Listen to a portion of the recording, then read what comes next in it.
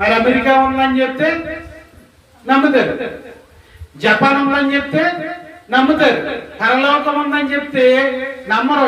ఏంటి అంటే నువ్వు వెళ్ళి చూసి వచ్చావా అని అడిగారు. మరి అమెరికాని వెళ్ళి చూసి వచ్చావా, జపాన్ ను వెళ్ళి చూసి వచ్చావా, ఇరాక్ ను వెళ్ళి చూసి వచ్చావా? లేదు.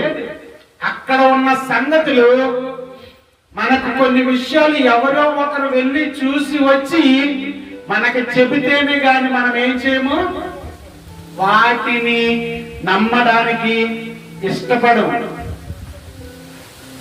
అలాగే యేసుక్రీస్తు ప్రభువారు కూడా పరలోకం వెళ్ళి పరలోకంలో ఉండి పరలోకంలో ఉన్న విషయాలన్నీ కూడా చూసి అనుభవించి మన దగ్గరికి వచ్చి చెప్పాడు ఆయన పరలోకపు విషయాలు. అందుకే